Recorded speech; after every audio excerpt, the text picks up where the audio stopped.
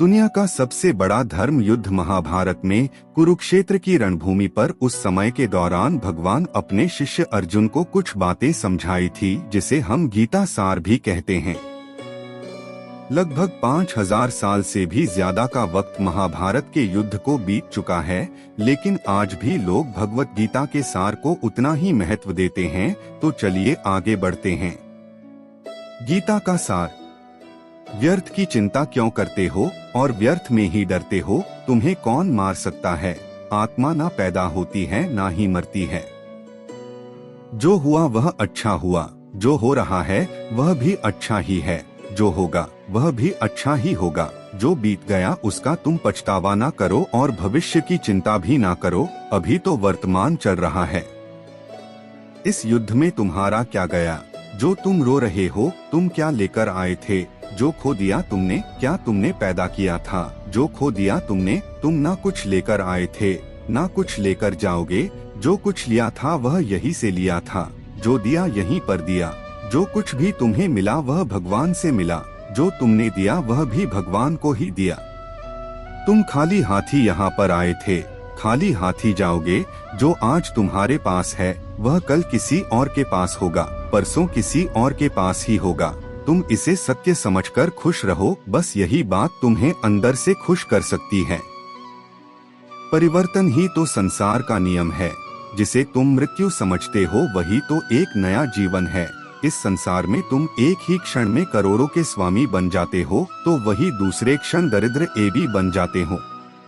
मेरा तेरा, छोटा बड़ा, अपना पराया, इन सब चीजों को अपने मन से निकाल दो तो फिर सब कुछ तुम्हारा है। तुम इन सब के हो। यह शरीर भी तुम्हारा नहीं है, नहीं तुम इस शरीर के हो। यह अग्नि, जल, वायु, पृथ्वी, आकाश, इन सब चीजों से मिलकर शरीर बना है। आखिरकार इन सब में ही मिल जाएगा, लेकिन यह आत्मा स्थिर है। तुम्हें अपने आप को भगवान के सहारे छोड़ देना चाहिए। तुम्हारे लिए यही सबसे उत्तम उपाय है। जो उनके सहारे को जाता है वह भय, चिंता, शोक से दूर और मुक्त हो जाता है। महाभारत के गीता उपदेश। हिंदी साहित्य और पुराणों में दो प्रमुख महाकाव्य बहुत प्रचलित है, जिनमें से पहला है रामायण और दूसरा है भगवत गीता। यह हिंदू मान्यताओं के अनुसार पवित्र ग्रंथों में से एक है।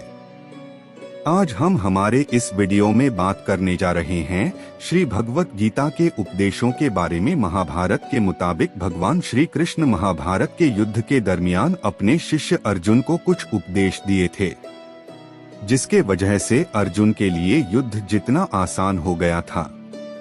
गीता के उपदेश को जीवन का सार या जीवन के उपदेश भी कहा जाता है। वही अगर आप हिंदू धर्म के अनुसार महाग्रंथ के उपदेशों को अपने जीवन में भी लागू करेंगे तो आपका जीवन बहुत ही आसान हो जाएगा। इसके साथ साथ ग्रंथ में जीवन की सच्चाई और मनुष्य धर्म से जुड़े हुए कुछ बातें भी बताई गई है। कई बार ऐसा भी होता है कि हमें अपनी समस्या का समाधान नहीं मिल पाता और हम विपत्ति के समय बहुत ही परेशान हो जाते हैं। कई लोग तो अपने गुस्से पर अपना आपा खो बैठते हैं या फिर अपनी समस्या से विचलित होकर भाग पड़ते हैं। ऐसे में गीता में दी गई उपदेश हमारे जीवन की सारी समस्याओं चुटकी में हल कर सकती है और हमें अपने जीवन जीने के लिए एक बेहतर कला सिखाती है। साथ ही अपने जीवन में सफल होने की प्रेरणा भी देती है। महाभारत के युद्ध के दरमियान भगवान श्री कृष्ण ने अर्जुन को गीता के उपदेश बताए, जिसे सुनकर अर्जुन को ज्ञान की प्राप्ति हुई थी। गीता के उपदेश नहीं केवल अर्जुन के लिए थे, बल्कि यह संपूर्ण मानव प्रजाति के लिए है। मनुष्य के जीवन में सफलता पाने के लिए भगवत गीता में दिए गए उपदेश एक मंत्र की तरह काम कर सकते हैं। आइए तो अब जानते हैं गीता सार के बारे में, जो इंसान के अंदर चल रही उठापटक को शांत करके उन्हें सफल जीवन जीने के लिए मदद करती है। मानव शरीर अस्थायी और आत्मा स्थायी है। भगवत गीता के एक श्लोक में भगवान श्री कृष्ण ने मानव शरीर की तुलना एक कपड़े के टुकड़े से की है। मतलब मनुष्य शरीर एक ऐसा कपड़ा है जिसे आत्मा अपने हर जन्म में बदलती रहती है। इसका मतलब मनुष्य का शरीर आत्मा के लिए एक अस्थायी वस्त्र की तरह है, जिसे उसे अपने हर जन्म में बदलना पड़ता है। गीता का यह उपदेश हमें यह सिखाता है कि हमें मनुष्य के आत्मा से प्यार करना चाहिए। उनकी पहचान उनके आत्मा से करनी चाहिए। हमें मनुष्य के शरीर से आकर्षित नहीं होना चाहिए। मनुष्य के भीतरी मन को समझना ही उचित होता है। जो लोग मनुष्य के शरीर से ही केवल प्यार करते हैं, ऐसे लोगों के लिए गीता का उपदेश बहुत कुछ सिखाने वाला साबित हो सकता है। जीवन का एकमात्र सत्य है, वो है मृत्यु। गीता के इस उपदेश में भगवान श्री कृष्ण ने यह बताया है कि इंसान को जन्म मरण के चक्र के बारे में जान लेना चाहिए, क्योंकि मनुष्य के जीवन का एकमात्र सच जो है वह मृत्यु है। क्योंकि जिस भी इंसान ने इस दुनिया में जन्म लिया है, उसे एक न एक दिन इस संसार को छोड़कर जाना ही पड़ता है, और यही इस दुनिया का अटल सत्य है। लेकिन इस बात से भी नकारा नहीं जा सकता कि हर इंसान अपनी मौत से भयभीत रहता है। इसलिए मनुष्य को जीवन की अटल सच्चाई को जान लेना चाहिए और अपनी वर्तमान की खुशियां को भी खराब नहीं करना चाहिए। गुस्से पर काबू करना चाहिए, क्योंकि क्रोध से व्यक्ति का नाश हो जाता है। भगवान श्री कृष्ण ने इस उपदेश में यह बताया है कि क्रोध से मनुष्य को भ्रम पैदा होता है और भ्रम में वह अपनी बुद्धि का विनाश कर बैठता है। क्रोध में जब मनुष्य की बुद्धि काम नहीं करती है, तब मनुष्य का तर्क वितर्क करने की क्षमता नष्ट हो जाती है और व्यक्ति का वही नाश हो जाता है। इसी तरह हर एक व्यक्ति को अपने गुस्से पर काबू करना सीखना चाहिए। मनुष्य गुस्से में कई बार ऐसा काम कर देता है जिससे उसको बाद में जाकर हानि का सामना करना पड़ता है। वही अगर मनुष्य अपने क्रोध पर काबू नहीं कर पाए, तब वह कोई गलत कदम उठा बैठता है। जब भी मनुष्य के मन में क्रोध की भावना उत्पन्न होती है, तब मनुष्य का मस्तिष्क काम करना बंद कर देता है और वह सही गलत का वह उचित फैसला नहीं ले पाता। इसलिए हमेशा मनुष्य को अपने क्रोध को काबू में रखना चाहिए और अपने मन को शांत रखना चाहिए, क्योंकि गुस्से में लिया गया फैसला आपको गहरी क्षति पहुंचा सकता है। व्यक्ति अपने कर्मों को नहीं छोड़ सकता है। भगवान श्री कृष्ण ने गीता के सार में यह बताया है कि कोई भी व्यक्ति अपने कर्मों को नहीं छोड़ सकता, जिसका मतलब व्यक्ति साधारण समझ के साथ अपने कर्मों में लगे रहते हैं। उन्हें अपने कर्म से हटना या छोड़ना नहीं चाहिए, क्योंकि वह ज्ञानवादी नहीं बन सकते हैं। वही अगर मनुष्य अपने कर्मों से पीछा छुड़ा ले या अपने कर्म करना बंद कर दे, तब वह अपने रास्ते से भटक जाता है। संसार का नियम है जिसके मुताबिक मनुष्य को अपने कर्मों को करते रहना होगा। जो व्यक्ति अपने कर्मों से बचना चाहता है या वह अपने कर्म को करना बंद कर देता है, ऐसी परिस्थिति में वह मनुष्य मन ही मन में डूबता जाता है। अर्थात जिस व्यक्ति का जो स्वभाव होता है, वह उसी के मुताबिक अपने कर्मों को करता है। मनुष्य को देखने का नजरिया। गीता के सार में मनुष्य के देखने के नजरिए के बारे में भी कुछ बातें बताई गई है। इसमें लिखा गया है, जो व्यक्ति ज्ञान को और कर्मों को एक रूप से देखता है, उस व्यक्ति का नजरिया सही है। अज्ञानी पुरुष के पास ज्ञान नहीं होता, इसी वजह से वह हर किसी भी चीज को गलत नजर से ही देखते हैं। इंसान को अपने मन को काबू में रखना चाहिए। गीता के सार में ऐसे मनुष्य के बारे में भी बताया गया है जो मनुष्य अपने मन को काबू में नहीं रख पाते। ऐसे लोग का मन इधर से उधर भटकता रहता है। ऐसे मनुष्य का मन उनके लिए शत्रु के समान काम करता है, क्योंकि मन व्यक्ति के मस्तिष्क पर बहुत गहरा प्रभाव डालता है। जब मनुष्य का मन स्थिर रहता है तो वह व्यक्ति भी सही तरीके से अपना काम करता है। खुद का आकलन करें।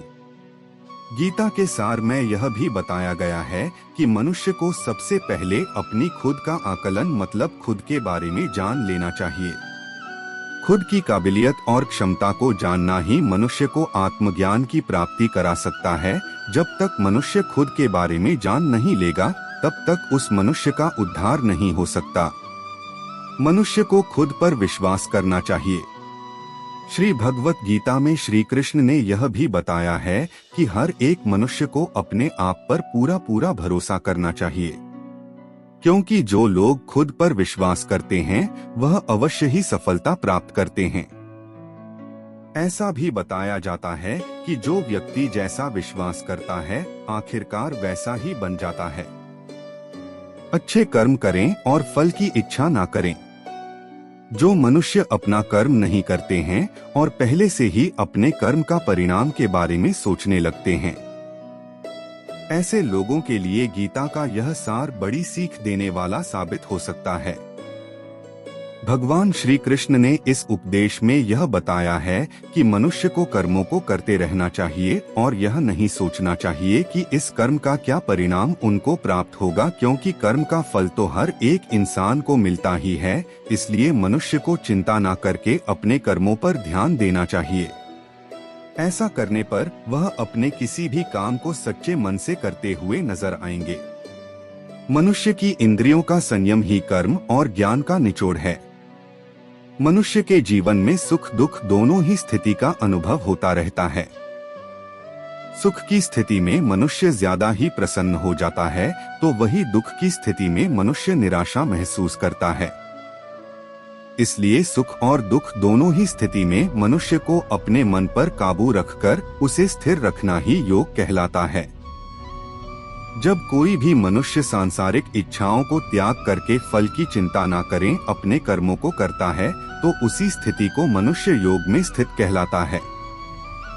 जो मनुष्य अपने मन को काबू में कर लेता है वह मनुष्य का मन ही उसका सच्चा मित्र बन जाता है।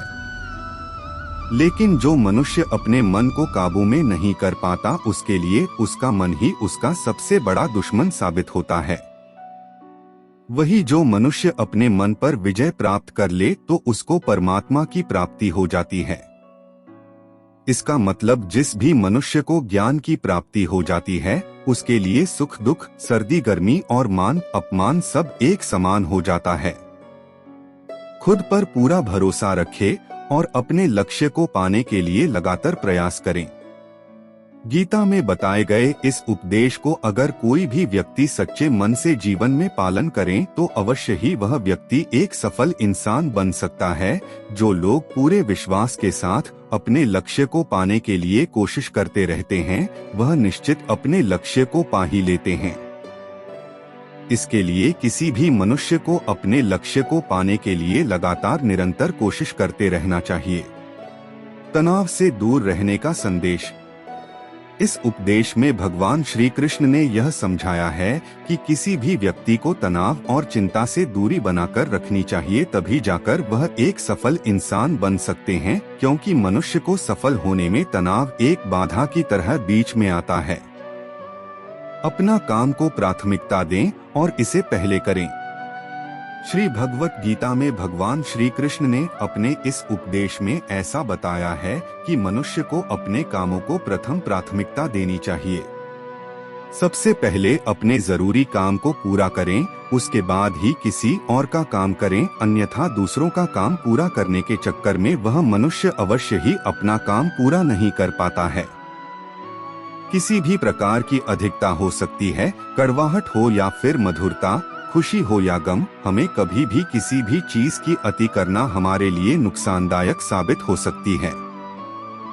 जीवन में संतुलन बनाए रखना बहुत जरूरी है। जब तक मनुष्य अपने जीवन में संतुलन नहीं बनाएगा तब तक मनुष्य अपने जीवन को खुशी से व्यतीत नहीं कर सकता। इसलिए मनुष्य को अपने जीवन में किसी भी चीज को ज्यादा करने से बचना चाहिए और जीवन में संतुलन बनाकर रखना सही है। स्वार्थी नहीं बने।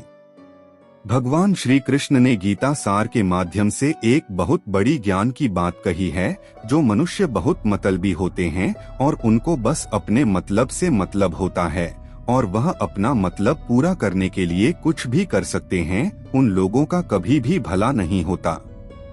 आपको यह बात भी बता दे, मनुष्य का स्वार्थ उसे अन्य लोगों से दूर ले जाकर उसे नकारात्मक स्थिति और ले जाता है, जिससे वह व्यक्ति संसार में अकेला रह जाता है।